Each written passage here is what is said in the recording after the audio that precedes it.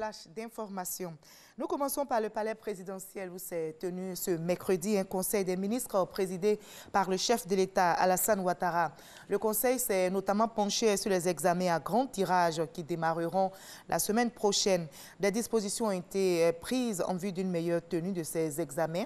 Par ailleurs, le gouvernement a fixé le prix du kilogramme de coton à 265 francs CFA pour la campagne 2018-2019. Je vous propose d'écouter le porte-parole du gouvernement à l'issue de ce conseil des ministres.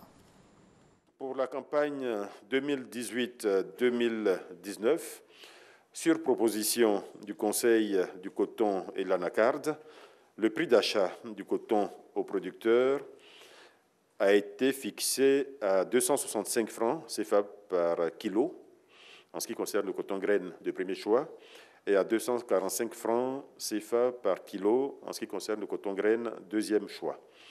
Ces prix sont stables comparés à ceux de la campagne précédente. Les projections de production pour la campagne 2018-2019 indiquent une production de 442 800 tonnes pour un rendement moyen autour de 1200 kg par hectare. Et ces projections permettent de confirmer la dynamique positive observée dans la filière depuis quelques années.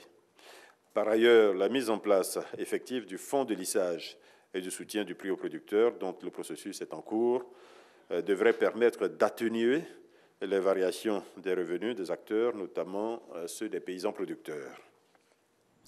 En visite en Côte d'Ivoire depuis le 28 mai, l'ancien directeur général du Fonds monétaire international, Michel Candessu, s'est rendu au Conseil économique, social, environnemental et culturel ce mercredi.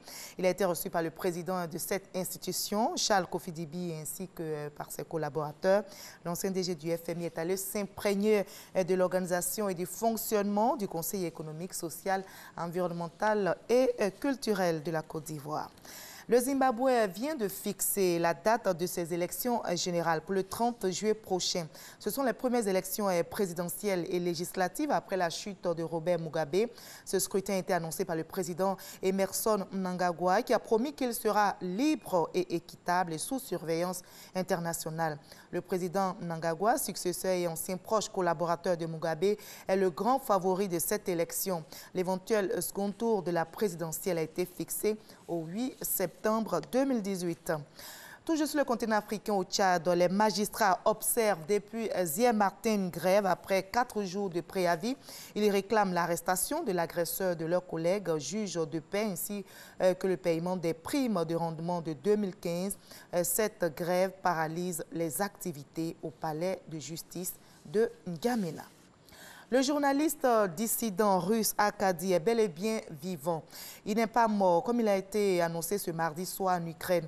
Il est en réalité vivant et est apparu ce mercredi à Kiev lors d'une conférence de presse sur sa prétendue mort organisée par les services de sécurité ukrainiens. Kiev explique avoir mis en scène son meurtre pour déjouer un assassinat. Fin de ce Flash Info, merci de votre aimable attention. Je vous retrouve à 20 h pour la grande édition.